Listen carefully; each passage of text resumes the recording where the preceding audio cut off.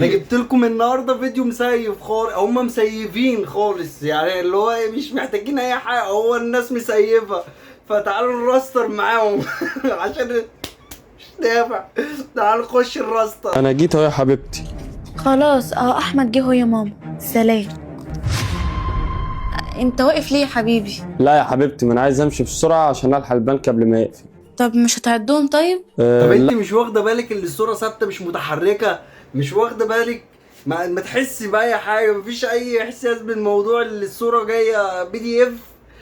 اي حاجه يا جدعان، يا جدعان حسوني اللي انتوا اكتشفتوا الافوره، يعني حسوني اللي انتوا يعني ابدعوا، يعني غيروا، اعملوا اي حاجه. عشان كده مش انا هفضل وراكم لحد ما تغيروا المحتوى، والله وراكم. لا يا حبيبتي، طالما انت عديتيهم انا واثق فيكي كأن انا عديتهم. حطيهم بس في الشنطه واقفلي عليهم. ماشي يا حبيبي، هحطهم لك اهو.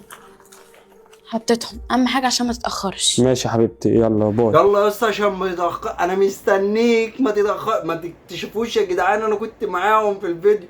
ما تتأخرش يا اسطى، انا بعت لك اللوكيشن على واتساب، لو ما جيتش دلوقتي هنفخك وافضحك قدام مراتك. انا اسمع الكلام انا بقول لك يلا اهو. باي باي. احمد، نعم. هو انت رايح فين؟ كنت رايح مشوار كده. ومال صوتك متغير كده ليه؟ الحمد لله في واحدة حست بأي حاجة غلط في قلب الفيديو الوحيد اللي الواحدة حست بحاجة غلط، صوته متغير، هو مش هو أصلا، دي صورة جرافيك. يلا والنبي هتكشفيه ولا ايه؟ هتغيروا المسيرة؟ مفيش، اصل عندي برد.